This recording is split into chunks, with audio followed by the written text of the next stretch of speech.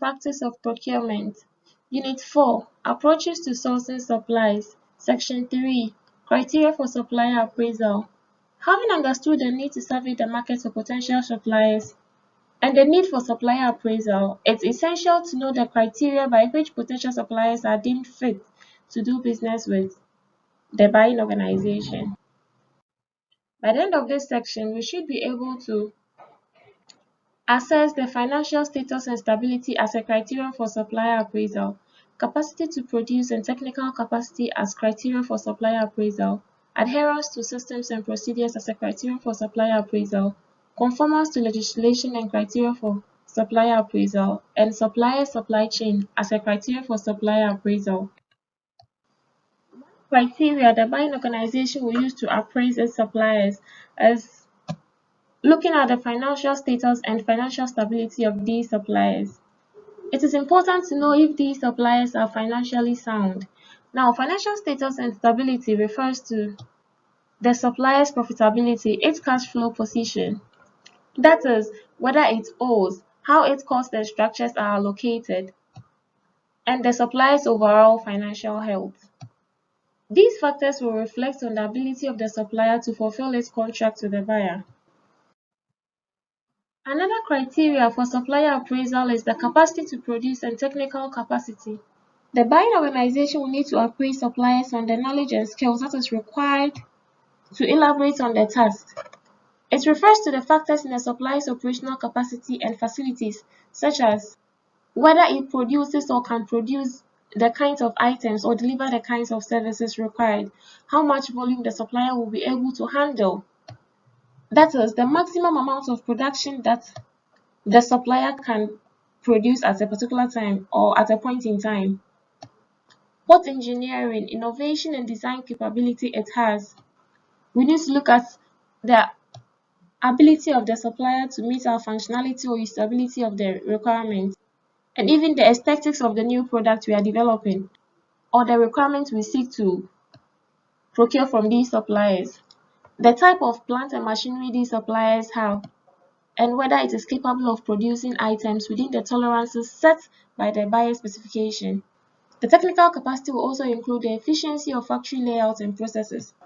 An efficient layout can facilitate an increased flow of work, materials, and even information around the production site.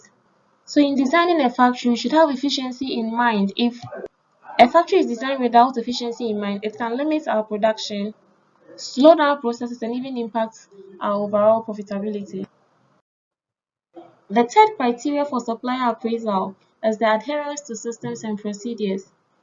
Suppliers must understand our systems and processes in place and must follow these processes in order to obtain the expected results. And the adherence to systems and procedures may embrace a number of criteria, which will include the compatibility of the supplier systems and procedures with that of the buying organizations. This is basically saying our culture, organizational culture, must be compatible with that of the supplier's organizational culture. The way we do our things should be compatible with the way the other party does their things. We should be compatible. The willingness of the supplier to comply with any procedures, rules, or systems required by the buyer. We also have the quality management systems, which when suppliers have in place will ensure that the quality of the products or services meet or exceed that of our expectation.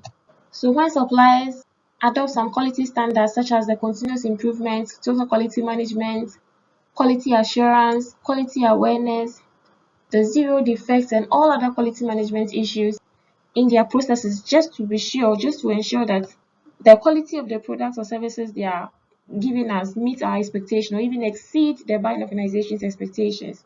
Then we have the development of electronic businesses or systems integration to ensure efficient and transparent procurement processes. We need to know if the supplier is using any electronic data integers. If not, are they willing to adopt these electronic softwares that enables tracking and timely delivery of information. The fourth criteria for supplier appraisal is the conformance to legislation. Does the supplier conform to rules such as the specification documents we've sent, the policy, standards, or even the law? We need to be sure that whichever or whoever we are going to end up working with will obey and not engage in any conduct prohibited by the law. We can check the supplier's compliance records and its stated policies and values in these areas in order to ascertain whether this supplier obeys the laws of the environment and so on. The next criteria for supplier appraisal is by looking at the supplier's supply chain. The supplier's supply chain should be looked at as a supporting factor in its capacity to produce and its technical capability. Can the supplier dependably access the materials, services, expertise, and extra capacity that may require to fulfill the contract from its own suppliers, or they will have to look elsewhere? Are suppliers able to produce you the raw materials you need themselves? Are they going to use their suppliers to get the materials for you? If they're not going to get it from their own suppliers, where are they getting the materials from? Just have to look at your supplier's supply chain.